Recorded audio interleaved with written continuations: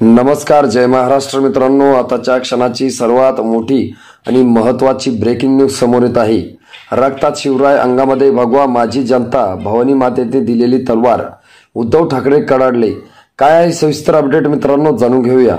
आमच्या रक्तात छत्रपती शिवाजी महाराज आहेत, अंगामध्ये भगवा आहे, तुमच्या दिखाव्याला आम्ही भुलणार नाही।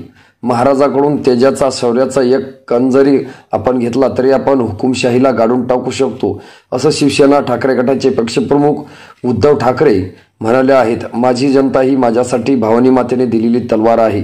छत्रपती शिवाजी महाराजांचा खरा भगवा काय आहे हे आता लाल किल्ल्यावरून फडकावून दाखवणारच, असं आव्हान उद्धव ठाकरेंनी सत्ताधाऱ्यांना दिलं। ते सावंतवाडीत आयोजित करण्यात आलेल्या जनसंवाद यात्रेत बोलत होते। शिवसेना कोणाची हे गद्दारीने ठरवण्याची गरज नाही, जनतेला हे माहीत आहे। जनता हेच माझे सर्वस्व आहे, नसानसात गद्दारी भरलेल्यांना जनता धडा शिकवेल, अशा शब्दात उद्धव ठाकरे यांनी निशाणा साधला।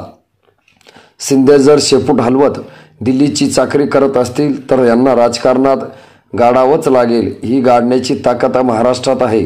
गुंडांच्या, लाचारांच्या देशा ही आमची ओळख नाही, कणखर देशा, पवित्र देशा, महाराष्ट्र देशा ही आमची ओळख असल्याचं उद्धव ठाकरेंनी सांगितलं आहे।